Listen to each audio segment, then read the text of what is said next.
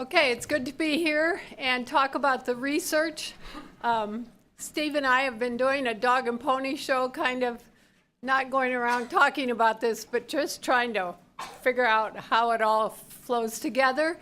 And we have been collaborating very closely with a team of people who we have labeled the Healing Wounds of Trauma Research Team. And so they're totally responsible with us for this presentation. This is not new information, but for context, the Healing the Wounds of Trauma program started in 2001, working mostly with African pastors who couldn't learn and couldn't minister because of trauma. Now, 16 years later, it's in 90 countries. The book has been published in 68 languages, and over 60 Bible Society and other organizations are participating in the program. Stories abound for individual change in trauma healing.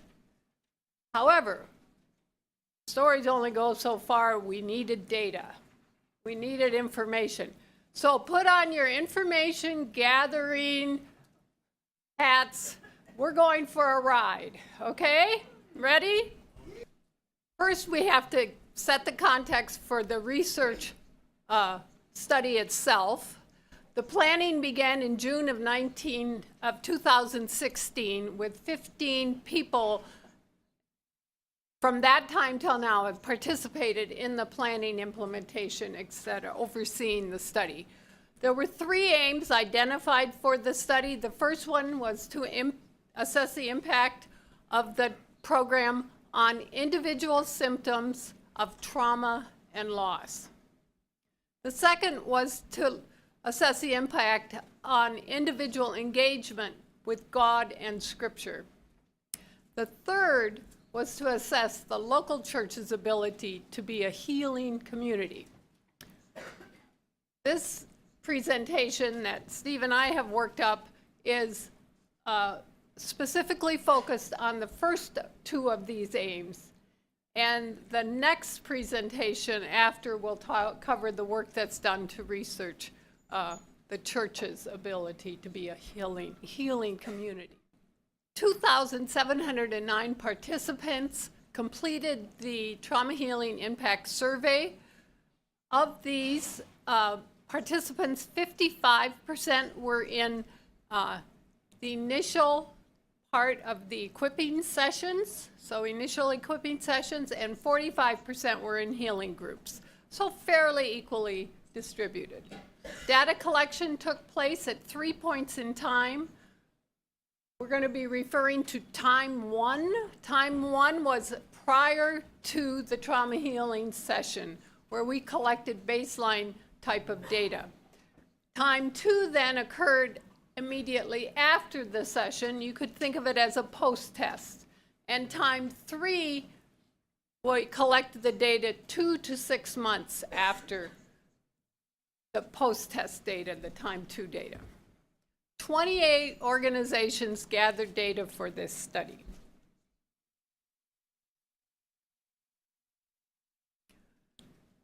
I want to talk just a minute about the research survey because it's what is the basis for all that we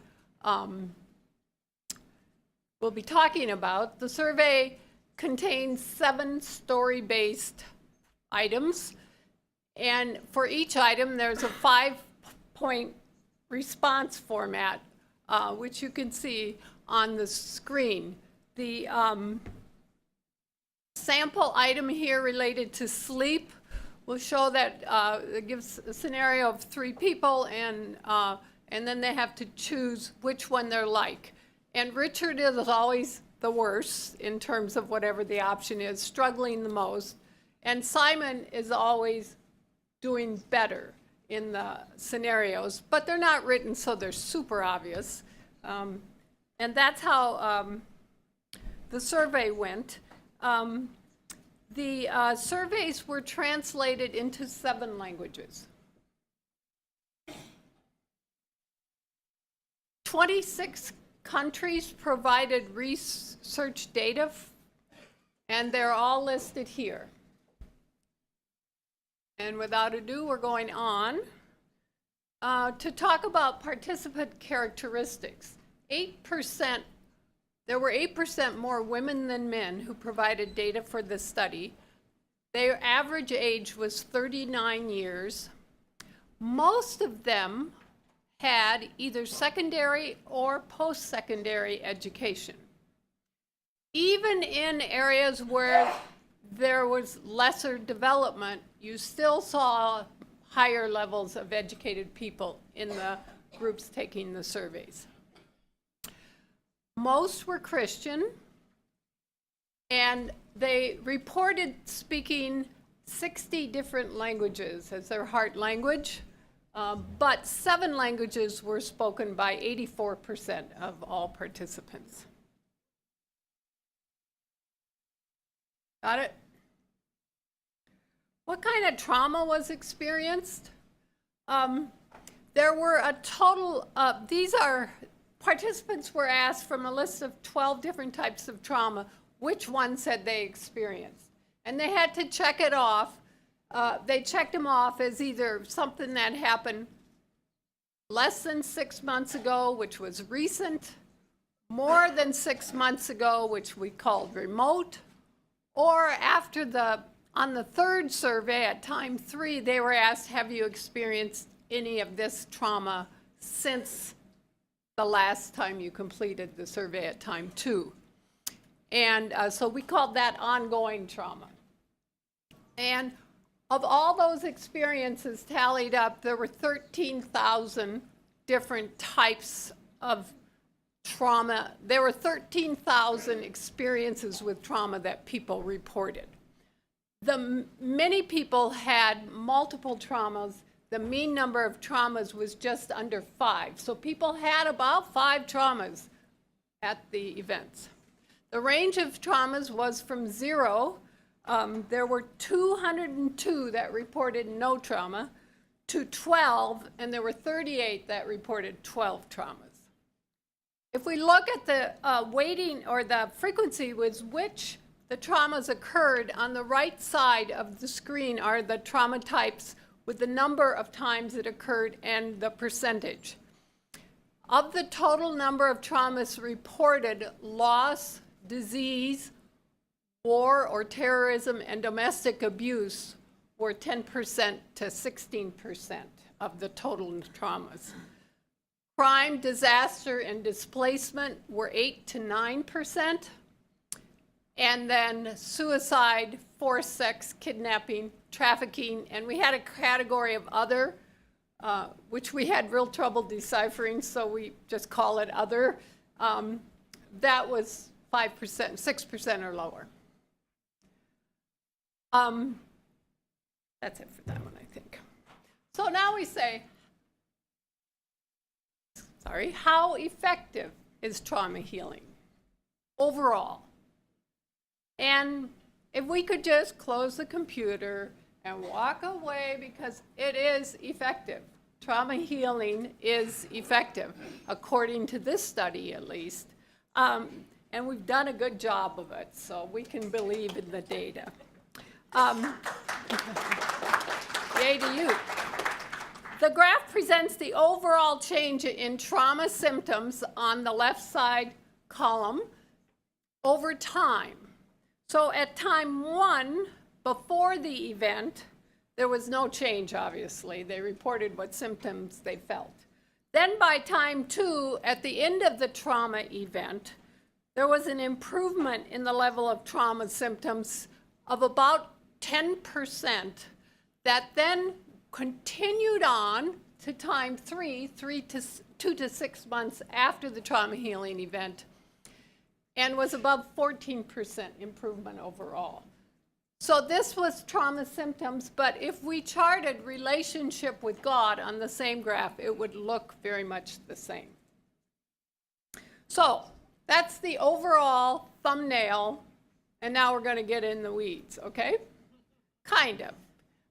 Harriet tells me I can't do that too much, but you got to. What percentage improvement occurred in symptoms? So symptoms, we're going to look at things in three categories: symptoms, relationship to God, and relationship to self.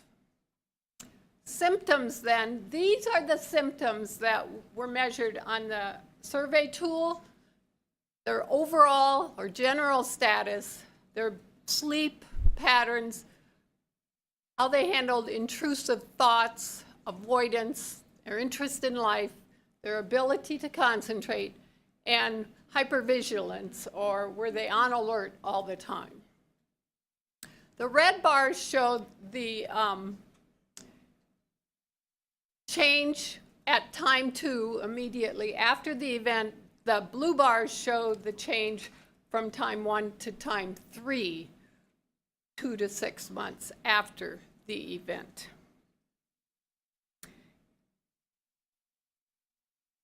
Yes. Not the trauma event. The trauma healing event, yes. I'm not as embedded in trauma healing as all of you, so I apologize.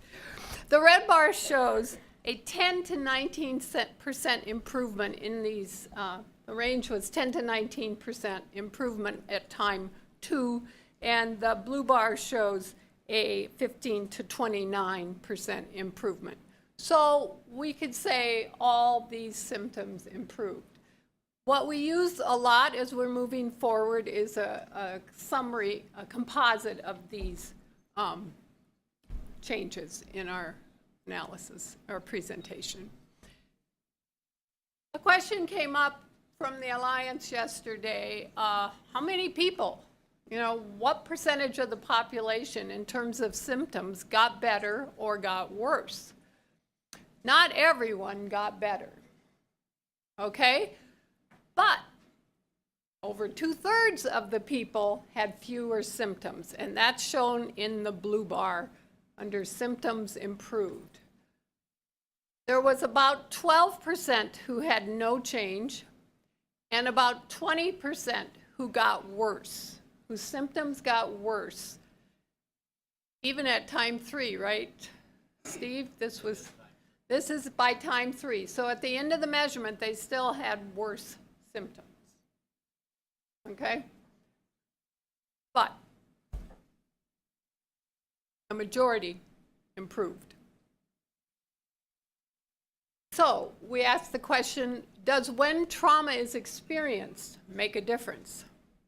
Persons with fresh trauma, that recent trauma, and ongoing trauma, that trauma that occurred between time 2 and time 3, had worse trauma symptoms at the start and experienced greater healing throughout once they got on board. So the fresher and the more current your trauma, the more likely you were to have higher symptoms when you got there, more symptoms, worse symptoms, and the more likely, as a result of the program and involvement, you would have higher levels of healing.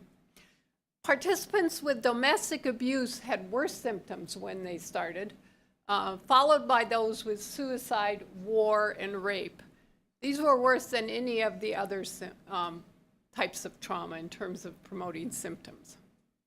Persons who had not experienced trauma still had trauma-like symptoms, and they still showed some improvement, but it was all at much lower levels of change. That's for symptoms. Now we're going to talk about relationship with God.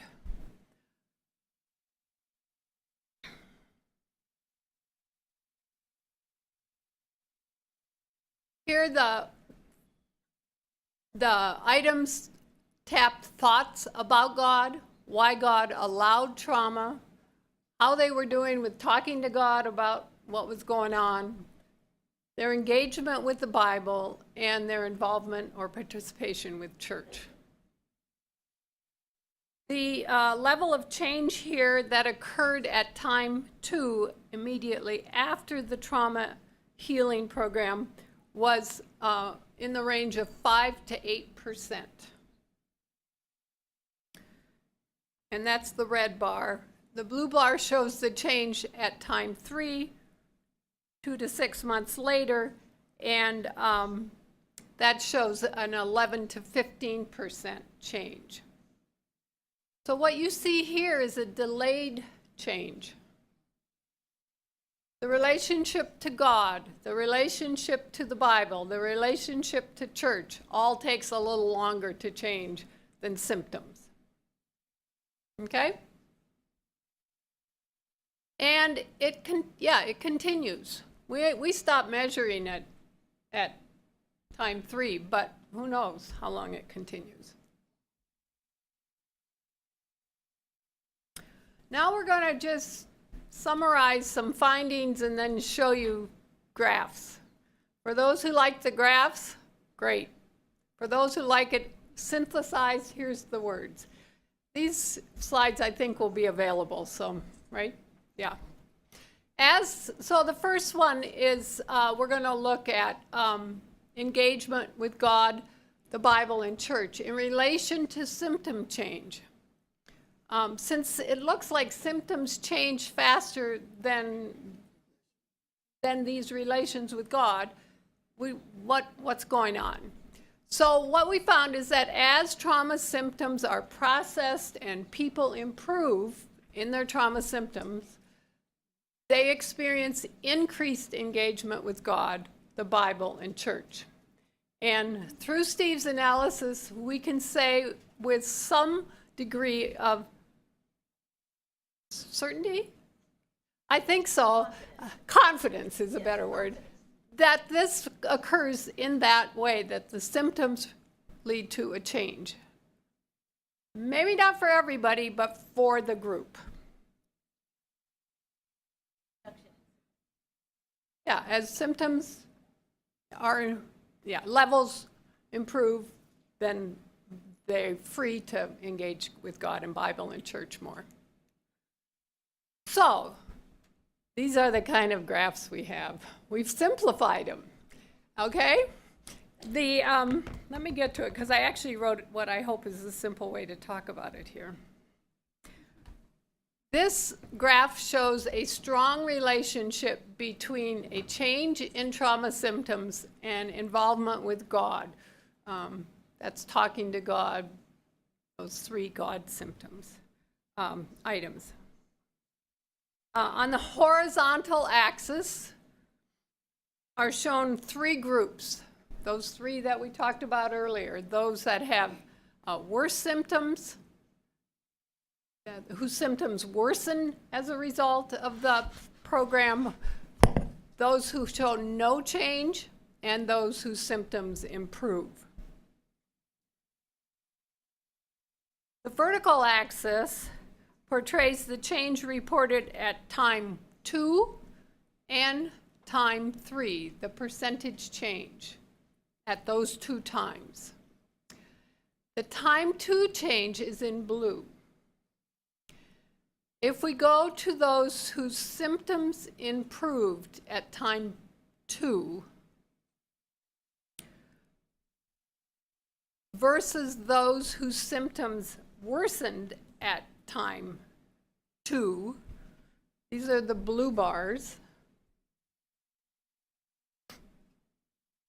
we can say that the decline in trauma symptoms, that people that report an improvement in trauma symptoms are 4 times more likely to report an improved relationship with God. So we have in the red box under symptom worsening are those at time, no, the blue box, sorry, at time 2, it's 4 times, but it looks more than that to me. A great improvement. That relationship for those whose symptoms were worse continue compared to those. I'm going going to focus on talking on those whose symptoms improve, and then you can compare it with the worst. You'll see that the people whose symptoms improved had about a 17% improvement in symptoms versus those 17% improvement in their involvement with God versus those whose symptoms worsened, who had about a 4% improvement in their involvement with God. That's at time 3. It's less at time 2, and you'll notice at time 2 in the far left bottom, the people whose symptoms worsened really got bad. They got under 0% improvement. They got worse. And, but they too, well, we're not getting into that. By time 3, they were looking better, the red box. I'm going to do better on the next one, I guarantee you. This is so much fun. I just did this one. Oh, I'm not. Now we're looking at the change in symptoms in engagement with the Bible. This is all happening at time 3, 2 to 6 months after the trauma healing program completed. There are 16% who saw, for those whose symptoms improved, 16% had more engagement with the Bible.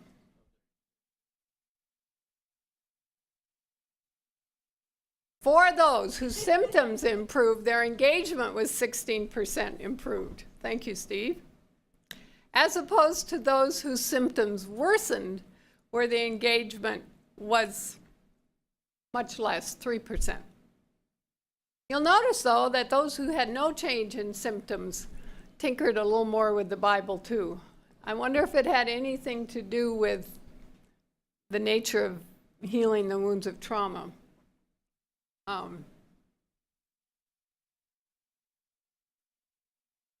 enough on that?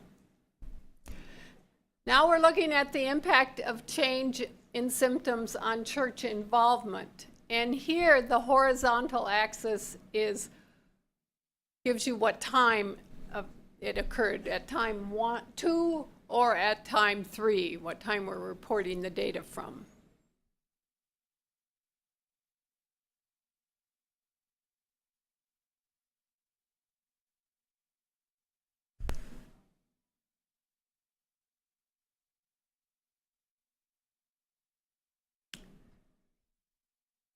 I'm going to talk about time 3, and of those who reported an improvement in symptoms, that's the blue column, about 14% of them had increased church involvement. The other way around. You want to come up and help me? Say it again. Their involvement increased. Their involvement increased by about 14, a little under 15%. To me, that what you say and I say means the same. That's why I'm not getting it. And then you'll notice that those who had no change didn't change in terms of church. In fact, they got a little worse. And those who symptoms worsened those whose symptoms worsened also withdrew more from the church, but by time 3, they were above 0. They were thinking about it. So it looks to me like this church involvement thing is more complicated than we've been able to sort out. Everything is, but this one is more difficult. And I'm not surprised, personally, The other thing I wondered is, for some people, did the healing groups happen in churches or the equipping sessions? And how were they thinking of church? So, okay. Now we're going to move to relationship with self. And here we're looking at people's ability to process grief and loss, to forgive, their empathy or compassion for others, their resilience or their ability to help themselves heal from trauma, and also their perceived ability to help others heal from trauma. Here, the red bar shows a 7 to 13% improvement in relationship with self, while at time immediately after, and then 3 to 6 months later at time 3, it's a 12 to 18%. So it was increased. These means aren't as high as some of the others at time 1, nor did they go quite as far at time 2 or at time 3, but they're there. Everything we talk about is statistically significant, and some of the things that were statistically significant we're not talking about. The reason partly that that it was all statistically significant is because we had such a huge population, such a big N. But so it's got to be understandable before we talk about it or indicating something. Now we're going to move on to getting into the weeds a little more about forgiveness and grief and forgiveness, etc. The first summary slide says that as trauma symptoms are processed and people improve, they are more able to process their grief and loss and forgive those who hurt them.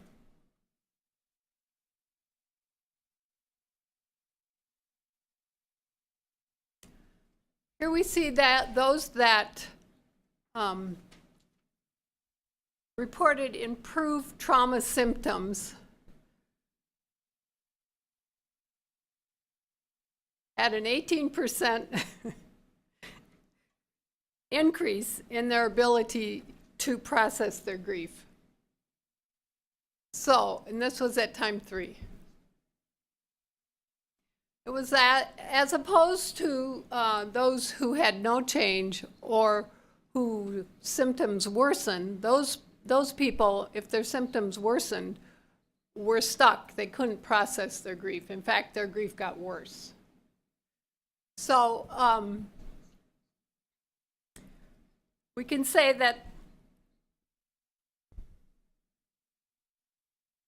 it was like the intervention lifted a burden from these people who had improved symptoms and were able to process their grief.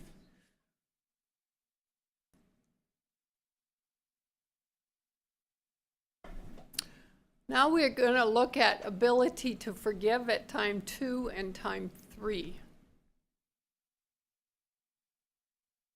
I'm going to focus mainly on time 3, and we'll reflect back. Those with improved trauma symptoms reported a 20% increase in their ability to forgive at time 3. Pretty high. And that increase was 14% at time 2. These are the blue columns. So the increase in forgiveness happened quite quickly, but it kept growing and it continued to improve in a person. The people continued to feel more forgiving across time. Those who reported no change or worsening trauma showed negative ability, and negative were less likely to be able to forgive. Yeah, and it happened more so at time 3. So if the symptoms worsen, they were kind of no changing. But then by time 3, if the symptoms had worsened, they were like in a negative rut about forgiveness. That's the orange box, which is negative. Okay? Now we'll move on to empathy and resilience. As trauma symptoms are processed and people improve, they become more empathetic and resilient. Here we see a little over 15% change in empathy for those whose symptoms had improved, and not much change for the others. If we look at personal resilience,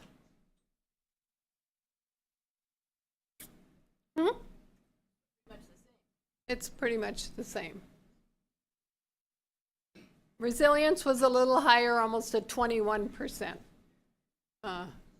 increase in resilience or ability to take care of self if your symptoms improved. Okay, we're getting near the end. We've got a few more pieces. In the study's data, change in trauma symptoms is the biggest predictor of improvement in people's relationship with God, Bible, and the church.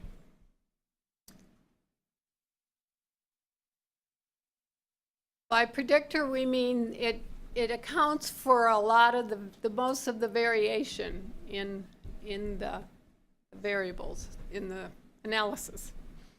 We have to trust Steve on this, and I believe him. So this, we compared various factors which might influence a person's relationship with God. And the data suggests that the factor that had the greatest influence on relationship with God, Bible, and church was improvement in trauma symptoms. And that's up here at almost 80, influence of about 80%. This suggests that dealing with trauma symptoms is an important element to strengthening churches. And that was actually mentioned in the small amount of the reports I heard this morning. In Tanzania, because of the work being done, churches are growing. So, the next most influential were empathy, 85%, grieving, and forgiving, a little lower. Altogether, these 4 factors accounted for 60% of the change that was seen in relating to God.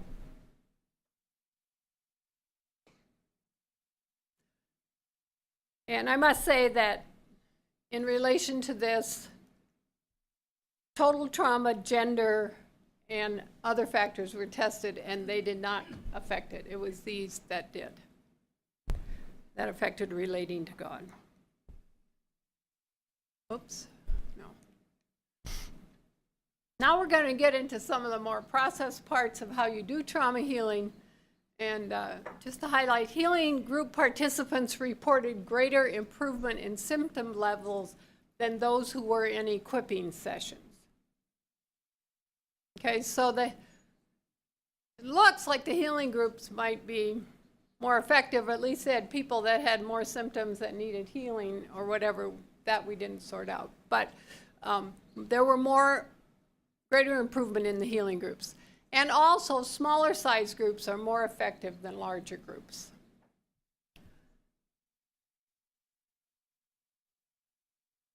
This is the chart on the healing versus equipping groups, and this is statistically significant. They start out initially with no change, because that's the initial information we get. And then you'll see that the healing group in the red line has a 14% increase by time 2 that goes up to an 18% increase at time 3, whereas the equipping groups, the blue line, have more like a 7% increase at time 2 that increases to 9% at time 3. We asked, did they have different kinds of trauma? But they didn't. They all had, well, we didn't, what we looked at was the mean of the trauma experiences they had, and they had from healing group, had 4.9 mean traumas, those participants, and equipping session people had 4.6 mean number of traumas. So it wasn't the number of trauma experiences that made the difference.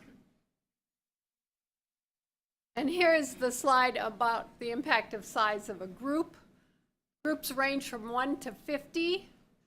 The easiest pattern to see is the red bars, which are at time 3, where the smaller the group, the bigger the change in trauma symptoms.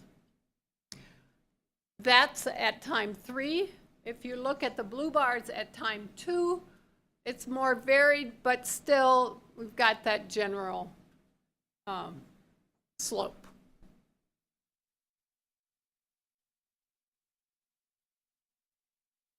We looked at if having the rape lesson included made a difference.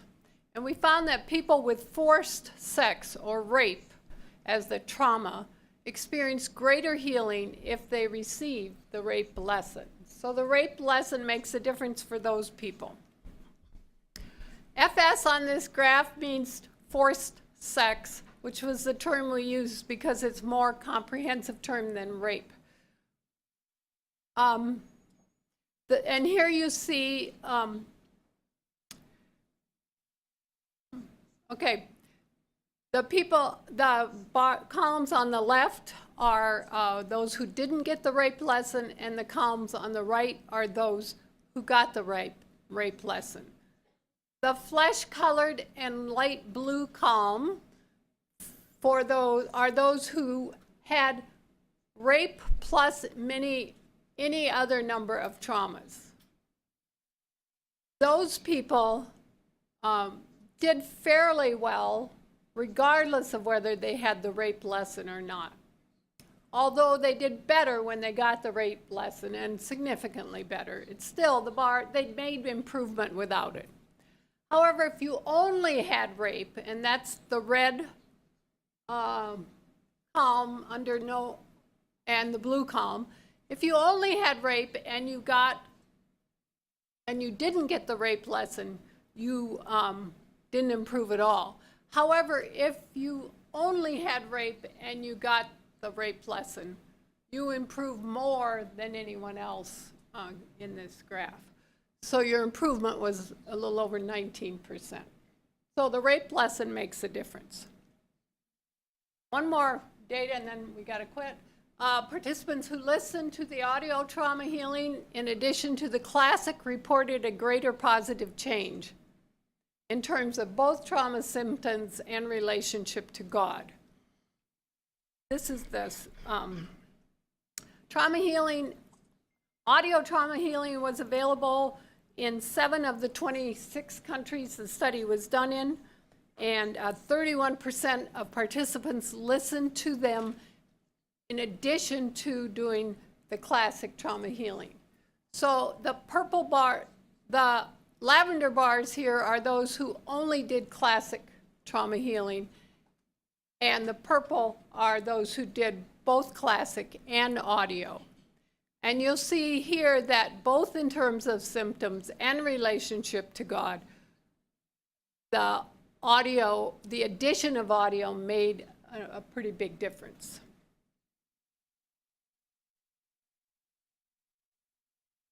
So the conclusion is that we think trauma healing works. It's making a difference. It's having a big impact. People are helped, especially those who experience direct trauma.